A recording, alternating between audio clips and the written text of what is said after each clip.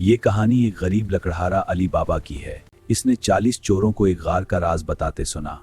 ये राज उसकी किस्मत बदल देगा। बहुत पुराने वक्त की बात है। एक गरीब लकड़हारा अली बाबा अपने छोटे से गांव में रहता था।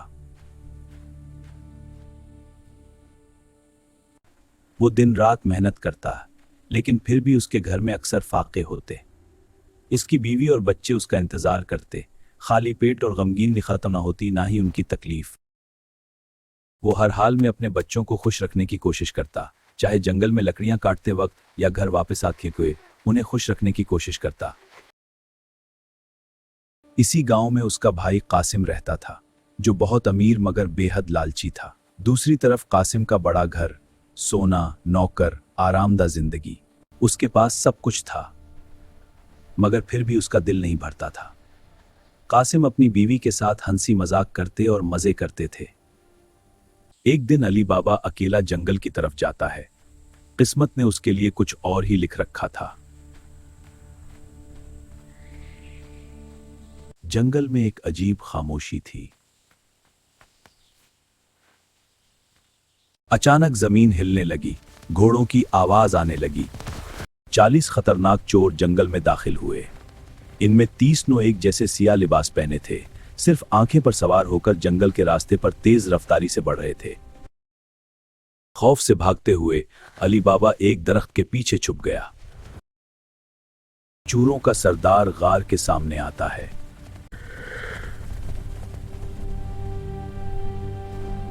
एक गार के सामने बड़ा पत्थर होता है। उनका सरदार पत्थर के सामने कहता है, खुल जा सिम सिम। गार के अंदर उनका खुफिया खजाना था। 40 चोरों के वे खजाना छुपा रहे हैं। चोर गार से वापस चले जाते हैं। खामोशी वापस आ गई। अली बाबा बाहर आता है। उसने ये सब देख लिया। अली बाबा भी उसी गार के सामने गया और पत्थर से बोला, खुल जा समसम। अली बाबा ये देखकर हैरान रह गया, क्योंकि उसके सामने बहुत बड़ा खजाना गार के अंदर पड़ा था। क्योंकि उसने पहले कभी इतना खजाना नहीं देखा। उसने गार से थोड़ा सा सोना लिया और घर की तरफ वापस चला गया। वो दिल में बहुत खुश था, क्योंकि उसकी किस्मत बदल गई थी। जब अली बाबा घर पहुंचा तो उसने अपनी बीवी को सोना दिखाया। वो हैरान रह गई और यकीन नहीं कर सकी कि यह सच है। लेकिन बीवी को अब भी यकीन नहीं था कि यह सब कैसे मुमकिन है। कुछ दिनों में ये लोग बहुत अमीर हो गए। अली बाबा और उसका खानदान गुर्बत से निकलकर शाही जिंदगी में दाखिल हुआ। अब उनके चेहरे खुशी से भर गए और उनकी किस्मत बदल गई। उधर कासिम सोच में पड़ गया कि मेरा गरीब भाई इतना अमीर कैसे हो गया। जल्दी मुझे पता लगाना होगा इस राज का।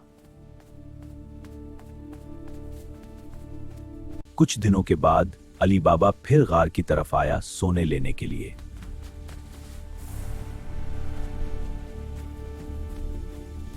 वो फिर थोड़ा सा सोना लेके वापस घर की तरफ आ रहा था, लेकिन कासिम ने उसको देख लिया था और उसको ये राज पता चल गया। कासिम गार का दरवाजा खोलता है और अंदर दाखिल होता है। जब वो सोने का खजाना देखता है तो हैरान रह जाता है। उसका मना हैरत से खुल जाता है और उसकी आंखें फट जाती हैं। वो दिल में सोचता है, अगर मैं ये सारा सोना ले जाऊं तो मैं दुनिया का सबसे अमीर आदमी बन जाऊंगा। वो घर जाने की सोचता है ताकि ऊंट ले आए सोना उठाने के लिए सारा सोना ले जाऊं। वो लालच में इतना खो जाता है कि बाहर निकलने का पासवर्ड भूल जाता है। अब वो फंस गया है। बहुत ज्यादा लालच ने उसकी अकल छीन ली और उसे कुछ याद नहीं हो रहा था। कुछ देर बाद चोर गार के अंदर आते हैं और वो कासिम को देखकर पकड़ लेते हैं उसको। चोर कासिम को जान से मार डालते हैं। अब उनका अगला शिकार अली बाबा होता है, क्योंकि वो भी उनके राज को जानता है।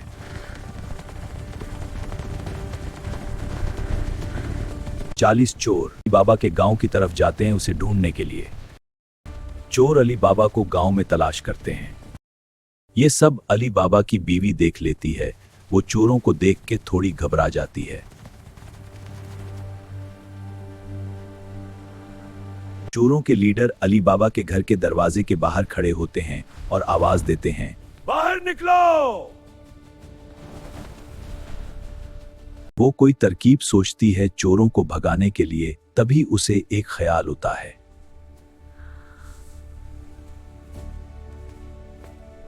अली बाबा की बीवी तेल गरम करती है। वो छत पर जाती है और चोरों पर तेल डालती है। तेल चोरों के सर पर पड़ता है और वो जल जाते हैं। चोर चीखते हुए भागते हैं। चोर अली बाबा के गांव से हमेशा के लिए भाग जाते हैं और फिर कभी नहीं आते।